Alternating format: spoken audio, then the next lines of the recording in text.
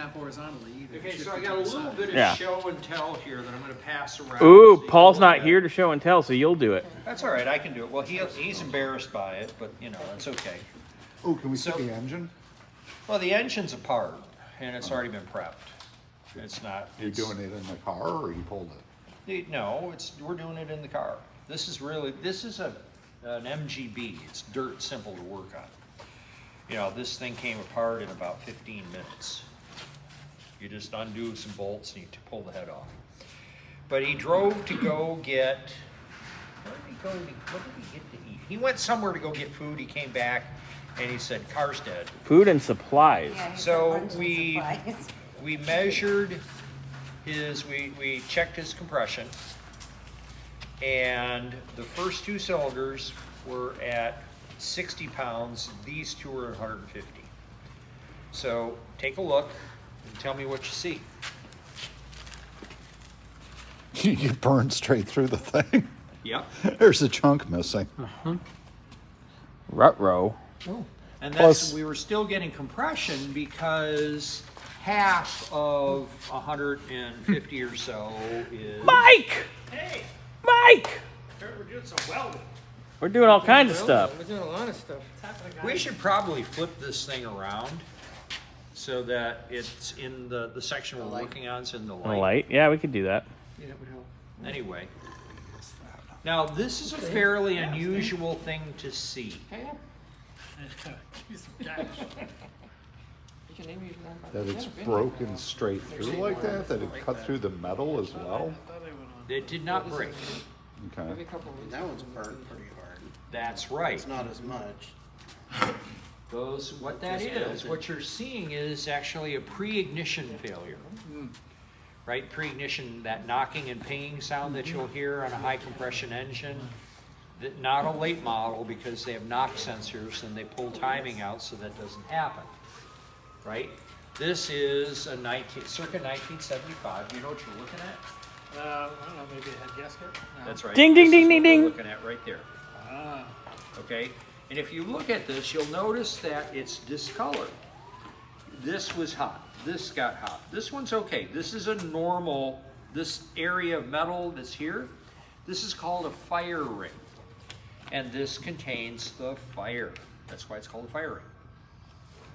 I know, it's really amazing, isn't it? And if you look at it, you get to this one, and it's pretty dark. It's not so hot. And you look at the backside, you can see that this one got hot. Right there, it was hot, and it's hot. The engine could have been, this could be from it being too lean. This one, I don't know. This one, it could have literally melted, but it also could be a pre-ignition failure, because pre-ignition, you don't necessarily have to hear it for it to happen. And we might have to check his carburetors to make sure that they're not excessively lean. But this is pre-ignition or an overheat failure because it was, and you'll get both pre-ignition and overheating if your mixture is too lean. So that's why this is getting replaced. This gasket is all of about $40, so it's not an expensive job. However, it's labor intensive. You're Is not this gonna- something that happened suddenly, or was it over time? Well, this actually was over time, but this last bit was very sudden. So it was wearing.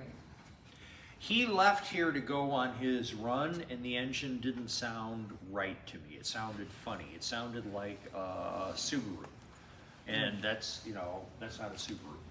They have a very, it had a very distinct noise to it, and I was going to say something to him when he came back saying, you better check your tune because it sounds funny, and he didn't tell me that because it was already dead.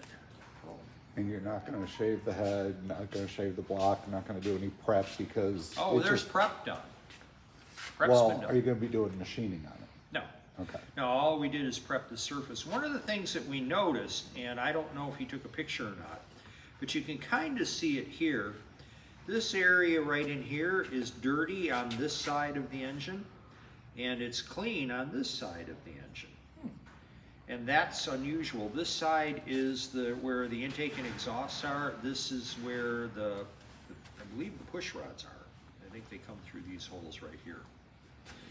As a matter of fact, I'm almost certain that's the case. Nah, they could be here. Anyway, this part of the engine, both on the block and the head, was dirty. This side was clean. The engine had been, specifically the block, hadn't been prepped that well on this half because they couldn't get these studs out. Well, Paul took his studs out with the exception of this one. This one couldn't come out, and he's cleaned it. And we're gonna go ahead and come over here for a second. I'll show you something.